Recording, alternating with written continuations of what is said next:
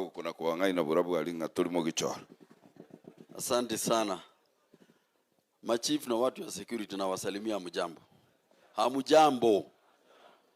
Thank you so much. Bwana Waziri, I'm going to be very brief. Mimi nasikiza vile umesema because a lot of what has been said, actually I think 50% affects my constituency. Mine is just to put a little bit of clarity.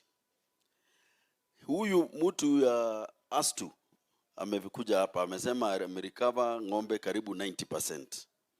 What I can tell you is that 90% alirecover kutoka Kipsingei forest. Hiyo ndiyo hajasema. So sasa ng'ombe ikiibiwa tunatangulisha watu Kipsingei. Na hapo ndio inapatikana. I sent you the pictures and the videos. It is very very disheartening. Ng'ombe inaibiwa wanafunga mdomo.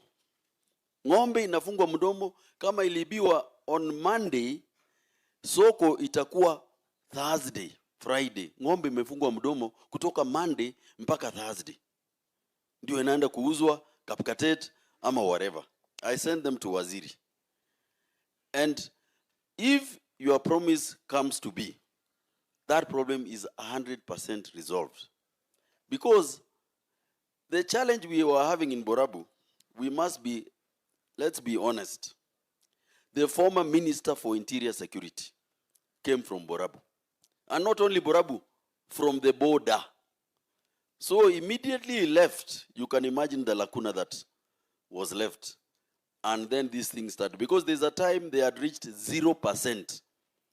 Our security wetu, wapi kamande? Kamande yuko hapa. Believe you me, they have done a very fantastic job. Especially on issues of intercommunal dialogue.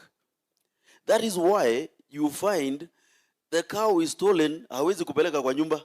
Sababu hawa na watu wale wapande ile wameongea. Sasa mtu ni kuficha wapi? Kwa forest. So we have very good relationships across the border. So ukitufanyia hiyo tutashukuru sana. Manga Police Post umeahidi, hiyo sitaongea. Astu we had a platoon of about 89-90. Then when these issues came to 0, wengine wakatolewa wakapelekwa ile Kapsorek. Inaitwa Kapsorek. I think somewhere hapo hapa Sondu. So with the increase, I think now tarudisha kidogo pale so that we nini. And your predecessor, our current deputy president, came to hapo pale ng'ombe zinaibiwa. Nilikuwa nimeweka 30 million, nikawekea Astu, walikuwa wanaishi kwa nyumba ya matope. Nikaweka 30 million, akaniahidi ya kwamba na yeye ataniongeza 20. Kwa hivyo sasa ni wewe. Usibano. Si ni yeye? Yeah. The houses are very beautiful, I sent you. Yeah. You know the last time the president came there, ananichekelea. Niambia Osero, mimi maneno mbaya unasema stock theft. Sisi tuko stock market na wewe uko stock theft. So we really need to put this to an end. Issues of unconcluded divisions, I'll not talk, that one is okay. The only other issue is kuna mmoja ambaye ameongea juu ya ward moja, kuna ward moja yangu iko politically it's mine but administratively it falls kwa Nyamoko. So we want harmony and uniformity politically and administratively so that even in case of recruitment, crime, we have a seamless approach. And especially kwa mambo hii kama mashujade, mimi nakaa na machifu wangu, tunafanya kazi, siku ya kwenda kusherekea, wanaenda kusherekea na Nyamoko. Kwenda kuchinja mbuzi na Nyamoko, that is where they belong. So we were requesting a sub-county in the name of Kiawanyoru, which will be in Borabu, so that it is seamless and we have uniformity. Mwisho, hii maneno ya accident, base, the worst accidents happen in Kijauri town. Sini ukweli? And I talked to the base even today morning, the same spot. Hizo matatu zimepangana hapo, zimekula nusu ya barabara. Wewe unatoka juu, nusu imeshakuliwa na matatu inapanga. Na kuna lori inatoka upande mwingine wa juu. Sio ni accident. In fact, nilipiga picha ya matatu 3. I'm going to give to the base.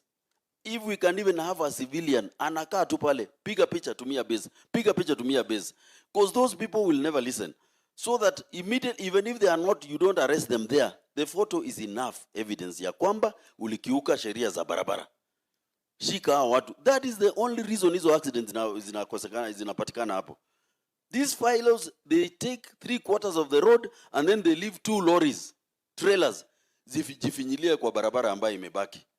That is an illegality. So, Bez, I think I want to talk to you, especially on the issues of hizo mapicha. I think that is all.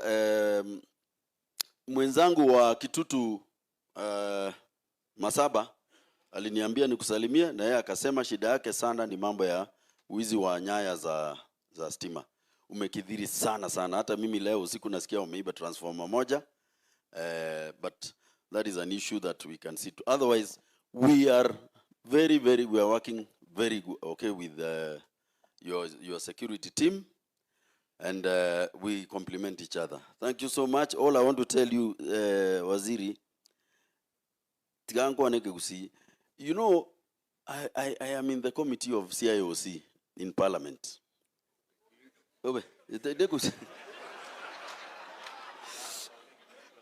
Wacha niongee Kizungu. I am in the committee of CIOC in Parliament. Last week, we had the opportunity of visiting prisoners to understand their constitutional rights if they are being met or being violated in prison. We went to Shimolatewa, we went to Kilifi, and went to another one called Kaloleni.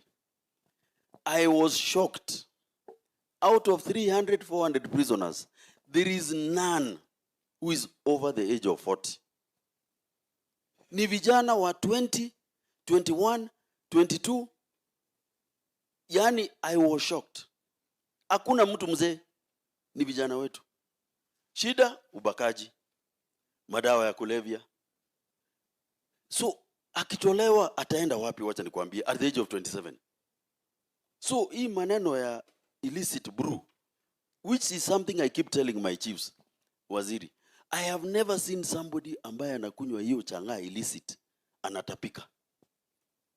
Unajua ukikunywa taska mingi utatapika. Do you know that? Ukikunywa vodka mingi utatapika. Lakini hii haipati nafasi mwili ya kureject. Hata akikunywa pipa mzima inakaa tu ndani ya. Which kind of brew is this that the body cannot reject?